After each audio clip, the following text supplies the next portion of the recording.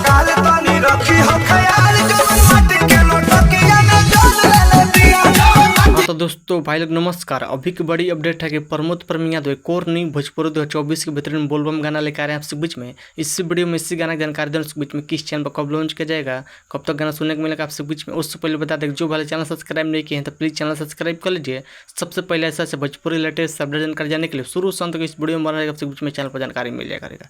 Final बता दें प्रमोद परम बोलबम सॉन्ग का फाइनल पोस्टर जारी कर दिया। जी आप देख रहे हैं स्क्रीन पर, जिस गाना का टाइटल है कंवरिया के तकला से इस सॉन्ग को गाए सिंगल प्रमोद परम यादव गाना गाए हैं। यो गाना भोजपुरी अपन से खूब दूर मिलेगा, बोलबम गाना होने वाला है कंवरिया के तकला से।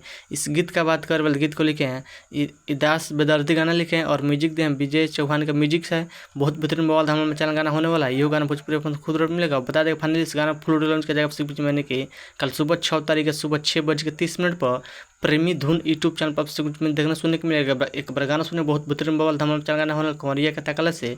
इस वीडियो में देखने को मिलेगा यानी कि प्रमोद परम यादव एक न्यू मॉडल वीडियो से हम देखने को मिले, बहुत बेहतरीन बवाल धमाल चैनल गाना होने वाला है। ये गाना भोजपुरी अपन खुद मिलेगा। ऐसे तो प्रमोद परम यादव खूब बहुत बेहतरीन बोलबम गाना लेकर आए हैं। तीसरा गाना होने और बोलबम सॉन्ग प्रमोद परम यादव का कंवरिया का तकला से कल सुबह 6:30 फुल लॉन्च किया जाएगा प्रेमी धुन यूट्यूब चैनल पर।